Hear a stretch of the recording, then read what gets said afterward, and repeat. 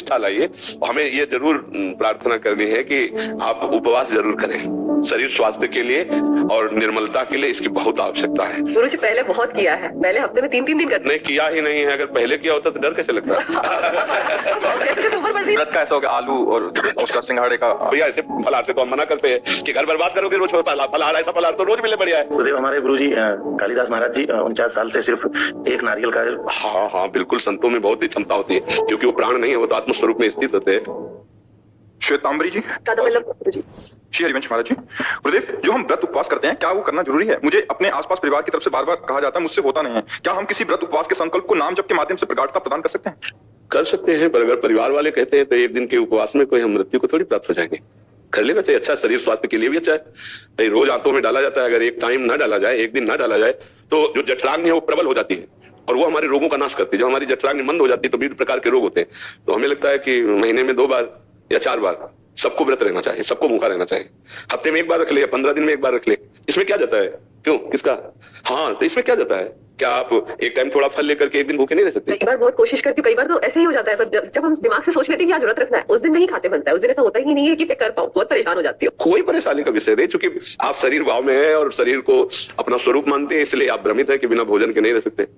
कई दिन भोजन न होने पर भी कभी उदासी थोड़ी आई, साधु के जीवन में तो ऐसा होता है। गुरुजी कई बार ऐसा होता है कि हम काम में बिजी हैं और नहीं खाया एक दिन पूरा, पता ही नहीं पड़ता, पर जिस दिन पता है कि हाँ ये मन की चाल है और कोई बात नहीं, आप निष्ठा लाइए। हमें ये जरूर प्रार्थना करनी है कि आप उपवास जरूर करें, शरीर स्वास्थ्य के लिए और निर्मलता के लिए इसकी बहुत आवश्यकता है। एक हफ्ते में कोई दिन रख ले या 15 दिन में रख ले, इसका अभ्यास रखना चाहिए। इससे शरीर स्वस्थ होता है और मन भी पवित्र होता है। जब भूख का कष्ट होता है ना तो फिर मन के पाप नष्ट होते हैं। उपवास के द्वारा बहुत जल्दी पाप नष्ट होते हैं। भगवान शिव की प्राप्ति के लिए माता जी ने सूखे पत्ते खाना प्रारंभ कर दिया, तभी अपर्णा नाम पड़ा। बिल्व के पत्र जो सूखे गिरते थे वही उठा के पा लेती, रात दिन भजन करती तो शिव जी मिल गए। तो देखो अगर कष्ट सहोगी तो कष्टों का नाश हो जाएगा। जो आगामी आने वाले कष्ट हैं उनसे लड़ने के लिए आपके पास पावर हो जाएगा। व्रत है, नाम जप है, तीर्थयाटन है, साधु सेवा है, गौ सेवा, ये आपके पास सुकृत है, ये आपके पास वो बल है जिससे आप लड़ सकते हो जगत में। अब लोग जो है पापाचरण करते, धर्म करते नहीं, तो नष्ट भ्रष्ट होते चले जाते। 4 दिन ऐसे चमके मिटिया मेट हो गया। धर्म करो तो धीरे धीरे आप बलवान बन जाओगे। आप अभ्यास कर लीजिए, आप इसमें कोई कठिन बात नहीं है। क्यों, 15 दिन में 1 दिन को उपवास के लिए शाम टाइम कुछ पा लीजिए, सुबह थोड़ा जल पी लीजिए, उपवास करके लिए बहुत अच्छा लगता है। गुरुजी पहले बहुत किया है, पहले हफ्ते में 3-3 दिन करते। नहीं किया ही नहीं है, अगर पहले किया होता तो डर कैसे लगता।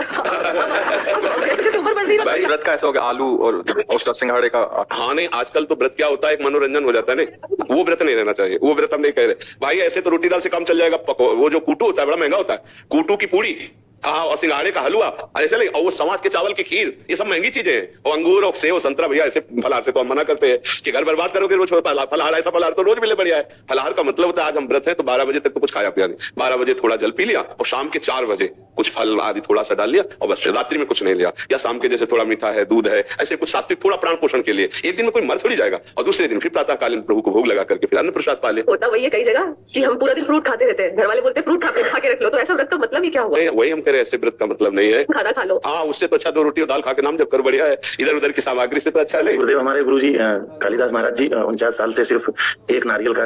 हाँ हाँ बिल्कुल, संतों में बहुत ही क्षमता होती है, क्योंकि वो प्राण नहीं है, वो तो आत्मस्वरूप में स्थित होते हैं। और इतने महान तपस्वियों कर इतनी दैन्यता कि जब उनसे हम कहा कुर्सी में बैठे जाते हैं, उन्होंने कहा जमीन पे वाले। हाँ तो हम वहाँ पे रुके थे, 9 दिन तक कथा हुई, तो गुरुजी बोले चलेंगे, लेकिन कुछ काम आ गया। वो बड़ी कृपा जब दर्शन दिया कि एक तो वयोवृद्ध और तप मूर्ति, और जब हमने कहा आसन पे ग्रहण करो कुर्सी पे, तो उन्होंने मना कर दिया। उनका कुर्सी में तो बहुत बैठते हैं, आसन सिंहासनों पर। नहीं हमसे कहा कि आप जाइए गुरुजी के दर्शन कर लीजिए और कह दीजिएगा हमारा संदेश कि हम आएंगे। जरूर। महाराज जी बाहर भी ऐसा हुआ, हमने बोला कि आप अभिराज जी कह रहा जैसे आपकी व्यवस्था, मतलब इतनी दैन्यता कि हम लाइन में खड़े रहेंगे, सबके बाद में जाएंगे। और ऐसे प्रतापी है कि बड़े बड़े नेता और बड़े बड़े सब उनके दर्शन करने जाते, वहाँ जमीन पे जब कहा कुर्सी बैठ जाते करने दे, और जमीन पे महापुरुषों की यही महिमा होती है। तो मान रही तो सभी मान प्रद, आप अमानिए महापुरुषों की महिमा। गुरुदेव आप तो कहीं जाते नहीं, लेकिन गुरुजी हमारी इच्छा है कि एक बार आप जरूर आए।